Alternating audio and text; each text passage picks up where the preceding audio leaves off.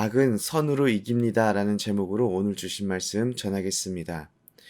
부부 사이에 싸움이 생기는 이유가 있다고 합니다. 어떠한 사건이 일어났을 때 아내는 감정을 공유하기를 원하는 반면에 남편들은 문제의 해결책을 제시하려고 한다고 합니다. 그래서 둘 사이에서 아내는 나의 마음도 몰라주는 남편이 내 편이 아닌 남의 편 같이 느껴지고, 남편들은 시키는 대로 하면 간단하게 해결되는 문제를 어렵게 만드는 아내들이 답답하기만 합니다. 저는 이 사실을 이미 어린 나이에 책을 통해 알았기 때문에 결혼만 하게 된다면 최고의 신랑이 될 자신이 있었습니다. 그런데 하루는 아내가 주변 사람들과 관계 속에서 상처를 받고 집에 돌아왔습니다. 저는 자초지종을 듣고 아주 현명한 명안을 아내에게 알려주었습니다. 그 당시 제가 생각해도 저의 방법이 너무나 지혜로워서 저를 만난 아내가 참으로 다행이라고 생각했었습니다. 그런데 저의 아내는 제가 상상도 하지 못한 그런 말을 하고 토라져 버렸습니다. "그랬어? 속상했겠다." 라고 말하고 위로만 해주면 되는데 왜 자꾸 가르치려고 하냐는 것입니다. 저는 결혼 전에 아내에게 문제 해결책을 제시하는 남편이 되지 말아야지 다짐했는데, 행복한 가정 생활을 위해서 남편들이 하지 말아야 할 것들을 그대로 하고 있는 저를 발견하였습니다. 토라진 아내에게 해결책을 제시하면 안 된다는 사실을 몰라서 해결책을 제시하는 것이 아니라 알고 있음에도 불구하고 그게 되지 않는다는 것이지요. 오늘 우리가 읽은 본문은 참으로 어려운 본문입니다. 오늘 본문이 가지고 있는 신학적인 내용이 깊거나 본문을 해석하는 것에 난해한 표현들이 있기 때문이 아니라, 알고 있는 내용이지만 삶에서 실천해내는 것이 너무나도 어렵기 때문입니다. 14절을 보면 너희를 박해하는 자를 축복하라, 축복하고 저주하지 말라, 이렇게 시작합니다. 사도 바울이 저에게 너를 박해하는 자를 축복하라 말한다면 사실 머릿속에 저를 박해하는 사람이 쉽게 떠오르지가 않습니다. 저와 불편한 관계를 가지고 있는 사람이 있겠지만 박해라는 표현을 쓸 정도로 저를 못살게 구는 사람은 없기 때문입니다. 그런데 사도 바울의 메시지를 직접 들었던 로마에 있던 그리스도인들의 삶은 어떠했을까요?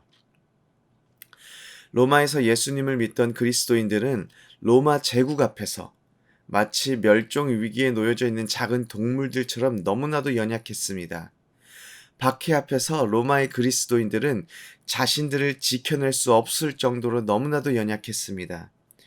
그리고 그들이 경험해야 했던 박해는 어쩌다가 그의 삶 속에서 한 번 정도 경험되는 것이 아니라 매일의 삶 속에서 누구에게나 찾아올 수 있는 그런 일이었습니다.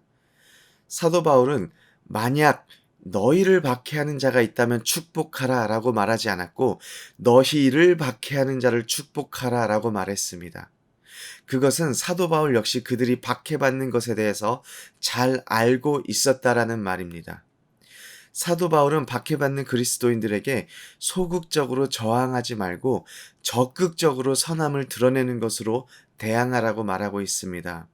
15절에는 일상생활에서 사람들과 공감할 것을, 그리고 16절에는 겸손할 것을 요구합니다. 사도 바울은 18절에서는 할 수 있거든 모든 사람과 더불어 화목하라고 요구합니다. 제가 처음 전도사가 되었을 때 저를 너무나 힘들게 했던 사람이 있었습니다. 하나님의 요구는 그 사람을 사랑하고 축복하라라는 것을 제가 잘 알고 있었습니다. 하지만 저는 그게 싫었습니다. 그러다가 그 사람과 연락이 끊어진 몇 년이 지난 후에야 하나님께서 이 사람을 마주치지 않게 해달라는 조건과 함께 그 사람을 축복하는 기도를 드릴 수 있었습니다. 저는 서로 마음이 불편했던 사람을 마음속에서 축복하는 것도 몇 년이 지나서야 가능했습니다. 오늘 사도 바울이 로마서의 말씀을 통하여 우리에게 요구하고 있는 삶의 모습대로 우리가 살아갈 수 있다면 너무 좋겠지만, 문제는 많은 경우 우리는 이렇게 살아갈 수 없다라는 것입니다. 그런데 한편으로 생각해 보면 사도 바울도 배운 사람이기에 전혀 불가능한 일들을 우리에게 요구하고 있는 것 같지는 않습니다. 그렇다면 어떻게 이런 삶이 가능할 수 있을까요? 17절과 21절에 그 비밀이 있다고 생각합니다.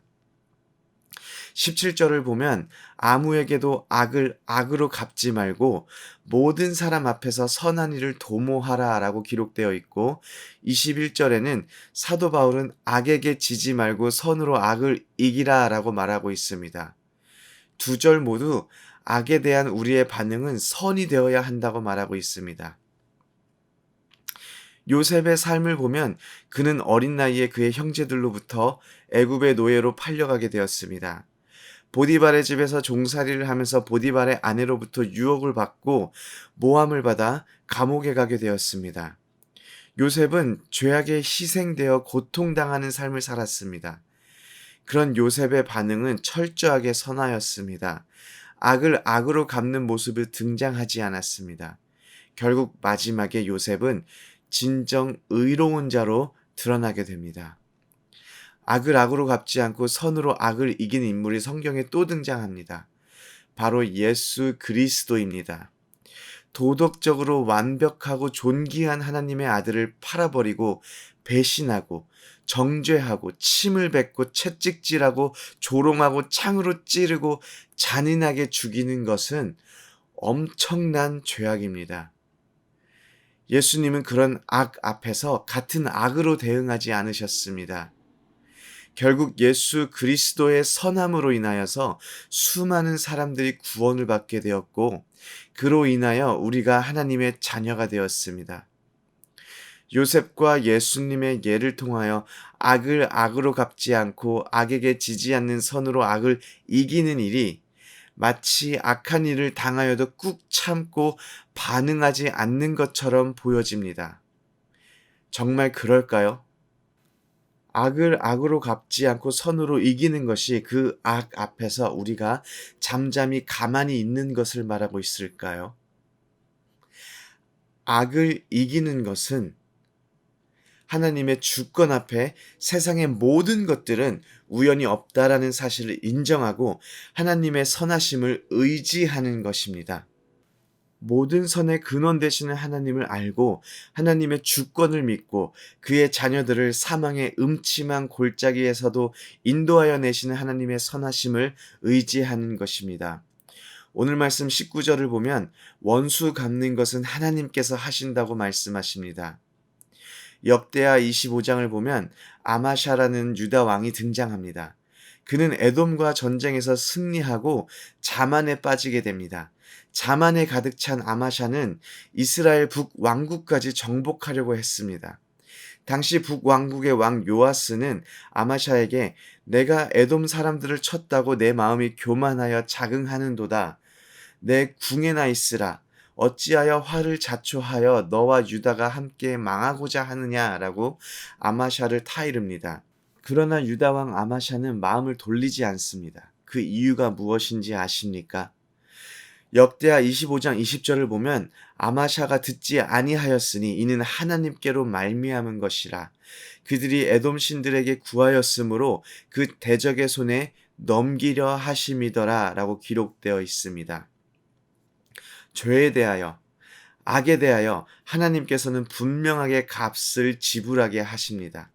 아마샤가 악을 계속 행했던 것은 하나님께서 그가 악을 행하게 내버려 뒀기 때문입니다. 그리고 결국 하나님께서 악에 대하여 책임을 물으실 것입니다.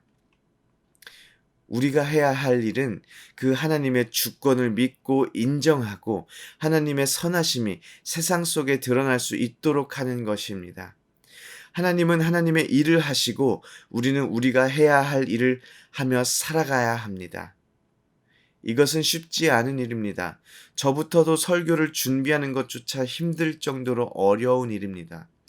때로는 우리의 감정을 십자가에 매달아야 하며 우리가 가지고 있는 상식과 싸워야 하고 우리의 자아가 무시될 때도 있습니다.